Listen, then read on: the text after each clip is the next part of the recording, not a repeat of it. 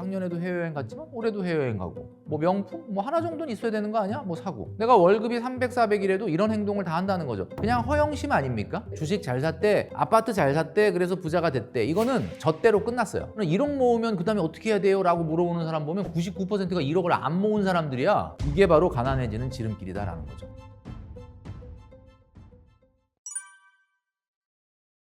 원래 자본주의라는 게 부자는 더 부자가 되고 가난한 사람은 더 가난해지는 구조겠죠. 왜냐하면 경제에서 가장 기본이 한계 소비 성향이라는 게 있거든요. 한계 소비 성향이라는 거는 새롭게 증가하는 소득을 얼마나 빨리 소비하느냐라는 건데 300만 원을 버는 사람이 10%가 소득이 증가하면 30만 원이 증가가 되고 3천만 원을 벌던 사람이 10%가 소득이 증가하면 300만 원의 소득이 증가가 되잖아요. 그런데 300만 원 벌던 사람이 10%가 소득이 늘어나면 그 10%는 저축할까요? 쓸까요? 빛의 속도로 써버립니다. 왜냐하면 300만 원밖에 못 벌고 있었는데 와 30만 원이면 이게 어디야? 그러고 쓴다는 거죠. 자, 그런데 3천만 원을 벌던 사람이 10%가 늘어나서 300만 원이 더 생기면 이거는 다 못 씁니다. 부자라 그래서 하루에 10끼 먹는 건 아니지 않습니까? 물론 부자가 절대액으로는 돈을 많이 쓰는 건 맞지만 새로 발생한 소득을 저소득자만큼 빠르게 다 소비를 하지를 못하니까 재벌이라고 하루에 뭐 20끼 30끼 먹는 건 아니지 않습니까? 결국은 소득이 증가하는 속도가 같더라도 한계 소비 성향이 부자들은 낮기 때문에 자꾸 자본이 쌓이는 거예요. 이런 어떤 이유 때문에 돈을 버는 볼륨 자체가 다르기 때문에 계속 양극화가 발생을 한다. 이렇게 볼 수가 있고, 두 번째 이유는 부자들 같은 경우에는 끝없이 자본소득을 통해서 생활을 하다 보니까 기본적으로 이 자본소득을 어떻게 하면 늘릴 것이냐 이런 생각들을 늘 관심을 갖고 있습니다. 그러다 보니까 소위 말하는 눈높이가 다르다 그럴까? 우리가 흔히 이제 재테크라고 얘기하는데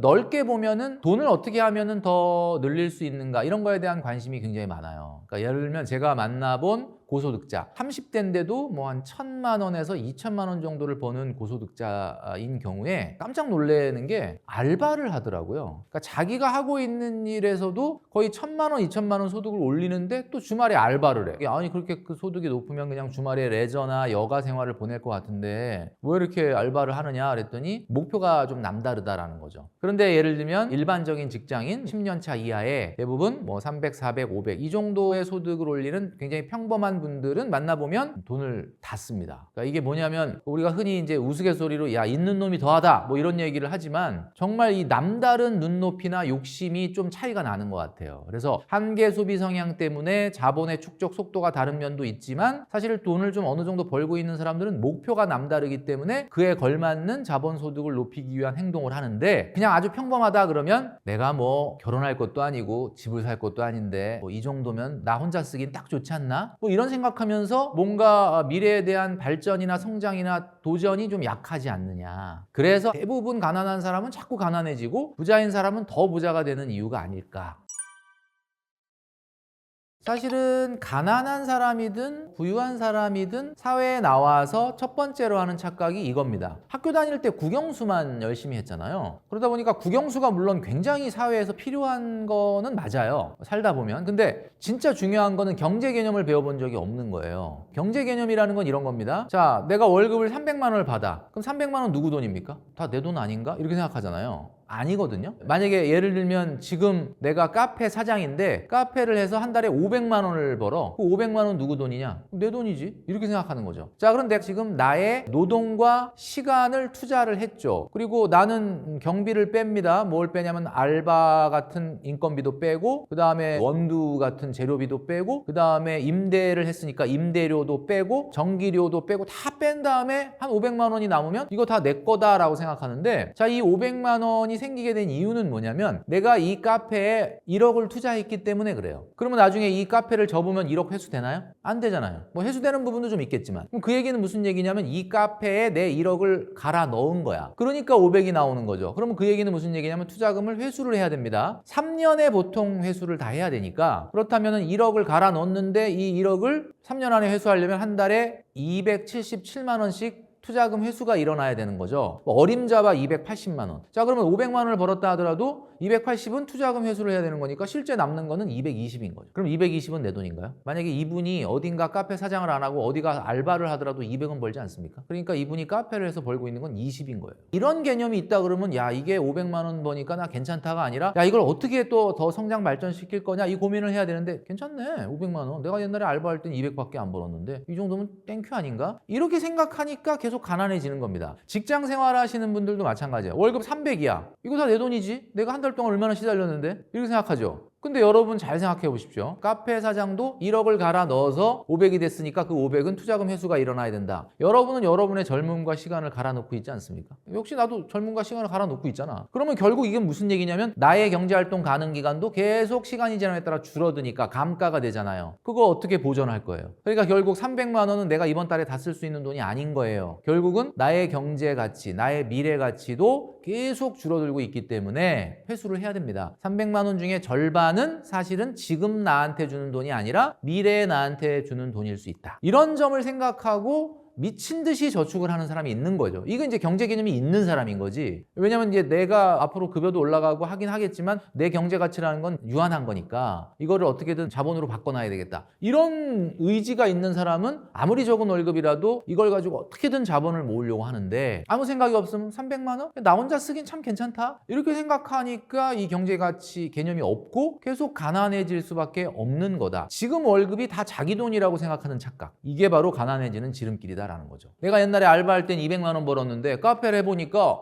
500만 원을 버는 거야. 자기 돈 1억 갈아 넣은 건 생각을 안 하고 바로 제네시스 GV70을 뽑는 겁니다. 제네시스 GV70이 5,040만 원이거든요. 근데 그거를 딱 뽑아. 그걸 타고 다닙니다. 내가 한 달에 500 버는데 이 정도도 못하냐? 고생한 나한테 이걸 보상한다. 이런 행동을 하는 거죠. 제네시스 GV70이 한 달에 유지비가 얼마나 드느냐? 한 70에서 80만 원 정도 들거든요. 뭐 70, 80, 뭐 내가 500 버는데 뭐 그 정도 쓰는 거 괜찮지 않은가? 근데 사실 이 5,040만 원짜리 차를 사고 5년을 타면 65%가 감가가 되고 사라져요. 그 얘기는 65%만큼을 60개월로 나누면 한 달에 거의 한 60만 원 정도가 길바닥에 버려지는 거죠. 그러면 70, 80만 원 기본 유지비에 60만 원 정도를 더하면 한 달에 130에서 140의 유지비가 나가는 셈이 된다. 500만 원을 벌어서. 130, 140 빼고 나면 남는 돈은 얼마입니까? 370? 370도 아니지. 아까 280은 리턴 해야 된다 그랬으니까 돈 버는 척 하고 있는 거죠. 이렇게 경제 개념이 무너져 버리면은 이상하다. 나는 굉장히 열심히 일하고 있는 것 같고 성공한 것 같은데 왜 돈이 없지? 이런 행동을 반복하니까 계속 가난해지는 거죠. 흑수저 출신으로 재벌 같은 부자가 된 사람들은 정말 신화적인 뭐 그런 인물이 있긴 하지만 그건 흔한 건 아니고요. 저 같은 경우도 뭐 이렇게 재벌같이 이렇게 부자가 된 건 아니잖아요. 그러니까 저도 흑수저 출신의 직장인 출신이지만 그래도 뭐 나름대로 경제적인 좀 안정을 이뤘다. 뭐 이거지 무슨 뭐 제가 뭐 수천억 수백억 부자는 아니지 않습니까? 그런데 이제 중요한 거는 어떤 개념이 있어야 가난으로부터 벗어나느냐라고 보자면 지금 말씀드린 것처럼 우리가 자본주의에서 이야기하는 계층이 세 가지가 있어요. 보통 부유층이 있고 중산층이 있고 서민층이 있죠. 부유층을 우리가 영어로 upper class라고 합니다. 중간에 있는 중산층을 middle class라고 하고 서민층은 영어로 뭐라고 할까요? working class입니다. working class라는 게 뭐냐? 워킹을 하면 다 서민이다 이런 이야기죠. 우리 지금 워킹하고 있잖아요. PD님도 저도 지금 워킹하고 있죠. 나의 생계를 오로지 근로소득 워킹에 의존한다 그러면은 서민인 거예요. 연봉 3억을 받아도 내가 그 근로소득만으로 생활한다면 그냥 서민인 거예요. 자, 그런데 middle class는 뭐냐? 근로소득 도 있는데 거기에 자본소득도 있는 거야. 지금 뭐 월세 받는 오피스텔이 있다든지 뭐 월세 받는 아파트가 있다든지 아니면 뭐 지금 주식에 한 5억 들어있는데 배당이 뭐 얼마가 나온다든지 뭐 예금이 뭐 몇 억 있는데 거기서 이자가 나온다든지 이런 식으로 최소한 1년에 1인 가구 최저 생계비 이상의 자본소득이 나온다. 그러면 이제 그 사람은 중산층으로 인정할 수가 있는 거죠. 근데 부유층은 뭐냐? 간단합니다. 근로소득 없이 오로지 자본소득으로만 생활하는 사람. 재벌 회장님들도 나가서 월급 받고 일하시던데요. 그거는 그 돈이 없어서 나가는 게 아니라 심심해서 나가는 거죠, 사실은. 내가 워킹을 안 하더라도 그냥 무조건 생활할 수 있다. 그러면은 그 사람은 부유층이다라고 볼 수가 있죠. 그러면 워킹 클래스에서 첫 번째로 도전해야 되는 건 중산층인 거예요. 워킹을 그만둘 정도는 아니지만 1년 정도 회사 그만두고 안식년을 취하고 싶어. 1년 정도는 최소한 내가 혼자 생활할 비용은 자본소득에서 나온다. 이 정도는 돼야 이제 우리가 중산층이다. 이렇게 말할 수 있는 거거든요. 자, 그러면 우리의 첫 번째 목표는 중산층으로 가야 되는 거고 중산층으로 가기 위한 첫 번째 노력이 자본을 모으는 거예요. 그 자본의 첫걸음이 최소한 직장인이라면 내 손으로 1억을 모아야 된다. 그 정도도 안 해보고 중산층으로 사다리 타고 올라가겠다는 생각 애초에 버려야 됩니다. 주식 투자를 해서 한 방에 그런 일 없습니다. 저는 이렇게 말씀드리고 싶어요. 이 유튜브 같은 채널에 나와서 주식을 얘기하는 건 굉장히 위험한 겁니다. 왜냐? 이 보는 사람이 굉장히 다양해요. 상태나 상황도 다 다르고 일반화할 수 있는 얘기가 아니면 하면 안 돼. 요즘 주식 괜찮은 것 같은데? 이런 얘기하면 이 방송을 보고 어떤 분들은 그래? 하면 무조건 돈 버나 보다.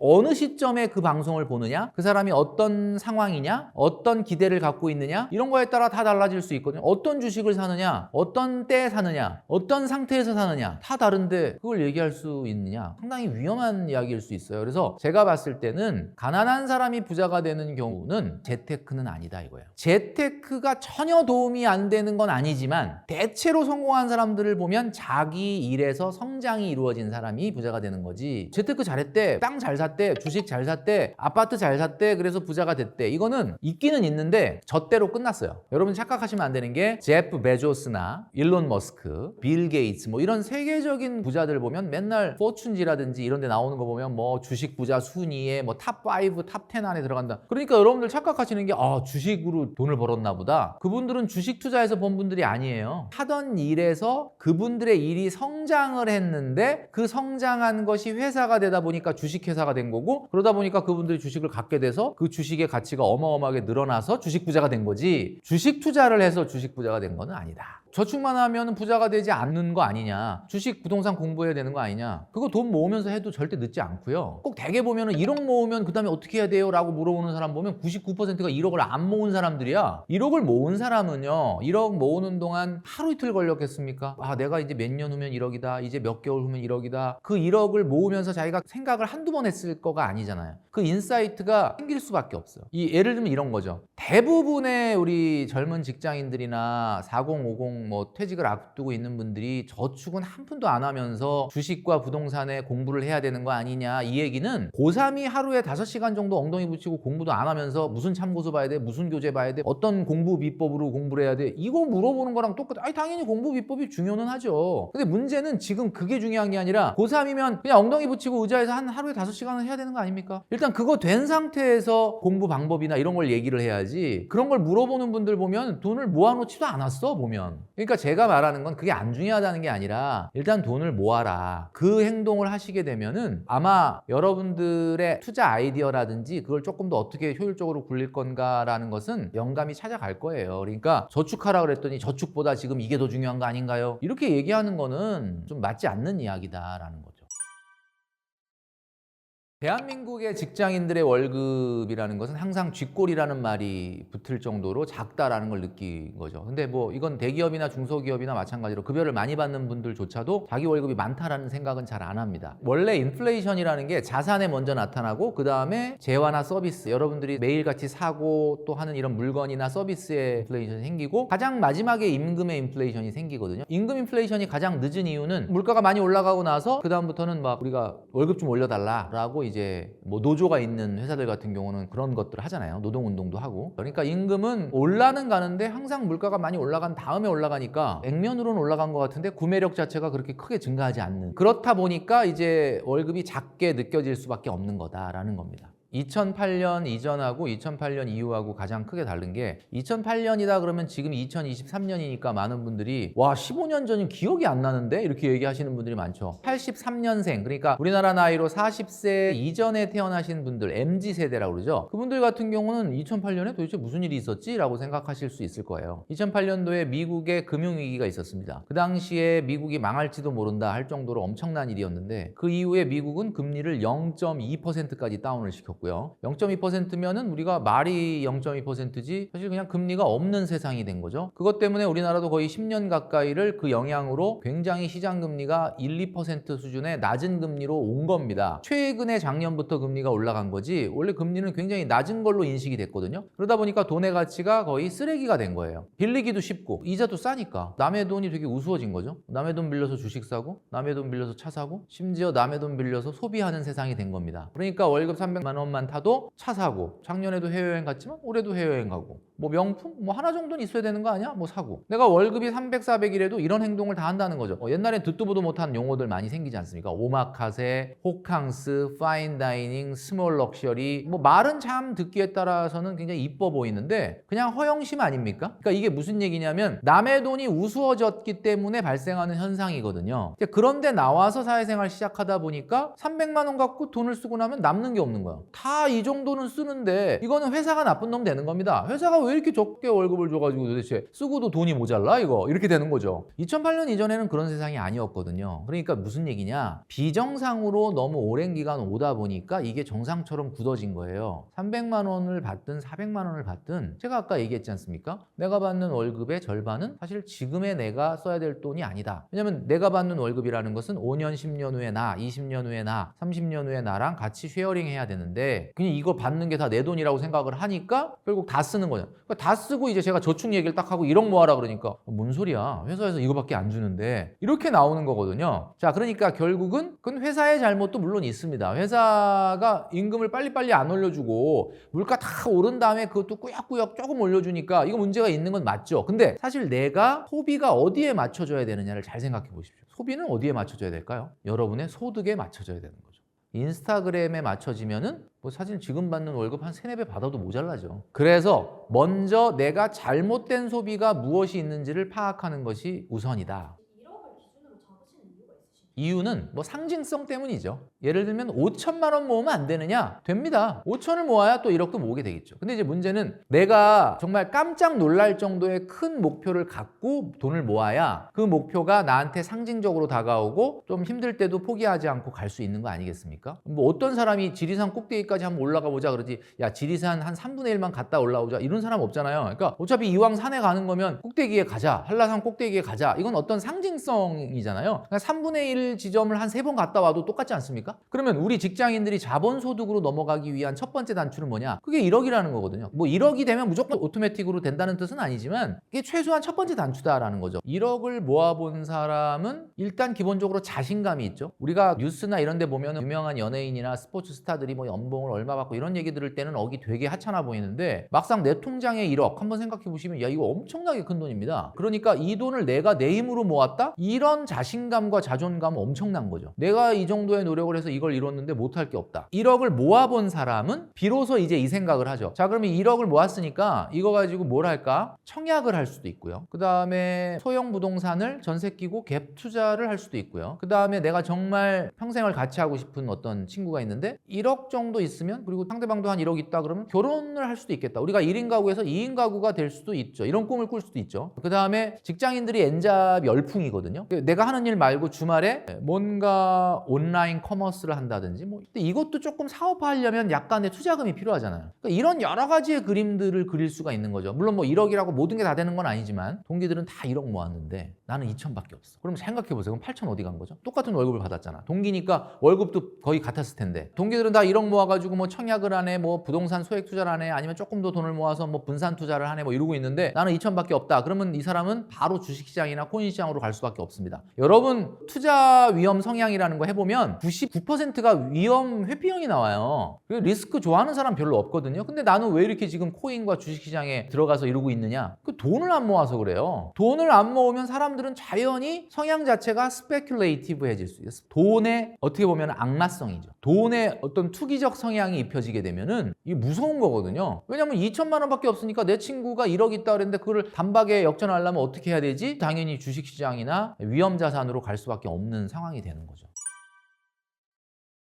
일단 재테크는 아닙니다. 정말 부자가 목표라면 재테크로 부자 되는 사람은 없어요. 근데 이제 전설처럼 내려오는 거에는 어떤 사람이 재테크로 부자가 됐다던데 라고 얘기하죠. 진짜일까요? 그렇지 않습니다. 그분은 재테크로 부자가 됐어요 라는 컨텐츠로 부자가 된 거예요. 잘 보시면 수없이 많은 뭐 베스트셀러를 쓰고 방송에 나오고 이런 분들 보면 저분이 옛날에 저런 주식 투자를 해서 부동산 투자를 해서 이렇게 부자가 됐대. 물론 그 부분의 투자가 성공한 것도 어느 정도는 도움은 됐겠죠. 근데 그 사람이 결정적으로 부자가 된 거는 그게 아니에요. 우리가 흔히 얘기할 때 옛날에 그런 말 우스갯소리를 했었거든요. 우유를 매일같이 배달해서 먹는 사람보다는 우유 배달하는 사람이 더 건강해진다. 대단한 재테크의 비결이 있는 것 같아서 재테크 책을 사서 봤는데 재테크 비결을 읽은 사람보다는 그 재테크 책을 쓴 사람이 부자가 되는 거죠. 그러니까 제가 무슨 말씀드리냐, 재테크가 안 중요하다는 거는 아닌데 부자가 됐다면 그 사람은 절대 재테크로 된 건 아닙니다. 과거에 이 정도의 부와 안정을 이루는데 재테크가 도움이 됐냐? 저조차도 도움이 됐다라고 말하고 싶어. 그렇지만 만약에 제가 미래에 지금보다 훨씬 더 부자가 됐다면 야, 김경필 멘토는 어디다 그렇게 투자해갖고 돈을 벌었어? 가 아니라 인플루언서로서의 그 잡이 성장을 해서 아마 부자가 됐을 겁니다. 자, 이건 무슨 얘기냐? 여러분이 착각하시면 안 된다는 거예요. 재테크를 소홀히 하면 안 되겠지만 재테크는 거들 뿐이에요.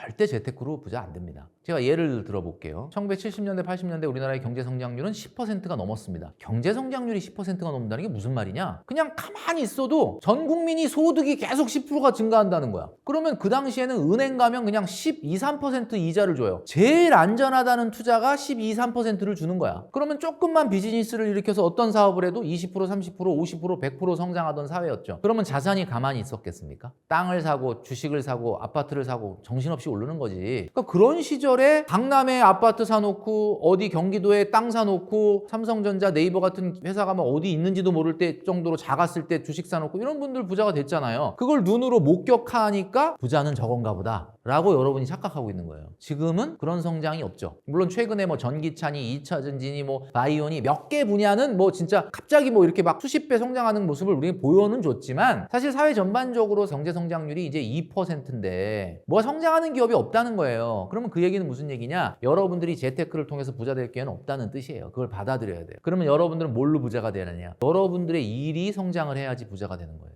그러면 여러분 잘 생각해 보십시오. 아침에 일어나서 새벽 3시에 눈 뜨는 분도 있거든요. 주식 투자하고 그냥 미국 장 본다고 잠도 안 자고 새벽 3시에 일어나는 거야. 그리고 나서 또 출근해 갖고 9시 되면 또 화장실 가 갖고 또 한국 장 시작하는 거 또 보잖아요. 한마디로 말해서 뭐냐면 이거에 노예가 되는 거야. 하루 종일. 거기서 승부가 납니까? 여러분, 그 시간에 그 노력을 가지고 지금 여러분들이 있는 자리에 여러분들의 업무에서 여러분들이 빛이 나도록 노력을 해야 돼요. 여러분들이 있는 자리에서 야, 넌 진짜 최고다. 넌 진짜 일 잘한다. 라는 소리를 들어야 돼. 근데 지금 목표가 빵꾸 안 나는 게 목표다. 뭐 실수해가지고 오늘 어땠어? 오늘도 별일 없이 지나갔어. 그냥 오늘도 그냥 대충 넘겼어. 뭐 욕은 안 먹었어. 이걸 목표로 업무를 하신다 그러면 안 되죠. 그 업무가 어떤 업무인지 모르겠지만 여러분들이 하시는 업무에서 진짜 끝내준다. 뭐 이런 소리를 한 달에 한두 번은 들어야 돼. 그렇게 되고 여러분들의 업무가 성장을 했는데 여러분들의 일이 꼭 직장 생활로 한계가 주어지는 게 아니라 다른 일에서 뭔가 성장을 한다. 제가 아까 얘기했잖아요. 제프 베조스나 빌 게이츠나 일론 머스크가 주식 부자예요?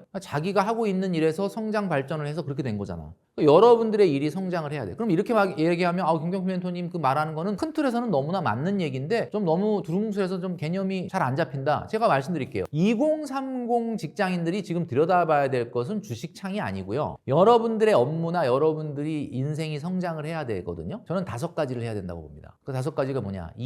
이직을 해야 돼, 이직. 여러분 지금 있는 직장 마음에는 안 들죠? 근데 마음에 안 드는데 왜 다녀? 옮겨봐야 뭐 더 뾰족한 수가 있겠냐? 그냥 이 정도면 됐지 뭐. 이건 청년들이 가져서는 절대 안 되는 마인드입니다. 이 정도면 난 만족해요. 이 정도 월급에 이 정도의 워라벨이면 나는 땡큐다. 이직이라는 거는 한 곳에 오래 이렇게 진득하니 머물러 있지 못하고 왔다 갔다 하니까 애가 좀 이상한 애다. 그거는 옛날 평가고요. 요즘은 이직을 얼마나 하느냐에 따라서 그 사람의 능력을 판단할 수 있거든요. 자, 그 다음에 두 번째는 뭐냐? 학습을 해야 됩니다. 이 학습은 뭐야? 이 주식창 보면서 막 주식 책 보면서 그런 학습이 아니고요. 여러분들의 일이 성장할 수 있게끔 하는 어떤 학습을 하고 있어요. 그 다음에 경험을 쌓아야 되죠. 이 경험 그러니까 제가 그래서 지난주에 유럽 갔다 왔고 또 미국 갔다 왔고 남들 다 간다는 또 호캉스 한번 가고 그런 건 경험이 아닙니다, 여러분. 그거는 그냥 어디 가서 돈 쓴 거예요. 경험이라는 거는 소비한 게 경험이 되는 게 아니라 여러분들이 어려움을 극복해낸 역사가 경험이 되는 거죠. 자, 그럼 제가 3가지 말씀드렸죠. 이직, 학습, 경험, 그 다음 훈련을 해야 됩니다. 훈련하고 있습니까? 그 다음에 마지막으로 말씀드리고 싶은 건 도전을 해야 되죠. 자, 이 5가지 단어를 들었는데 굉장히 생소하다. 여러분 지금 전혀 성장하고 있지 않고 그냥 여러분을 감가시키고 있는 거예요. 그러면 그렇게 감가가 되는데 여러분들이 주식 투자 잘해가지고 부자 될 것 같습니까? 택도 없는 소리다. 그러니까 여러분 2030은 주식창을 들여다보면 안 되고 지금 이 5가지를 하셔야 성장할 수 있고 성장해야 행복할 수 있고 성장해야 부자 될 수 있다. 이렇게 말씀드릴 수 있을 것 같습니다. IT 산업과 반도체를 전체적으로 함께 볼 생각입니다. 왜냐하면 반도체는 IT 산업을 이루는 근간이고 핵심이 되기 때문에 최근 서울에서는 물 들어왔을 때 노져야죠. 대형 평수 아파트 하나, 소형 하나, 한가 하나 바꾸도 돈이 남아. 이것만 아셔도 부동산의 가격 전망을 어느 정도 하실 수 있다.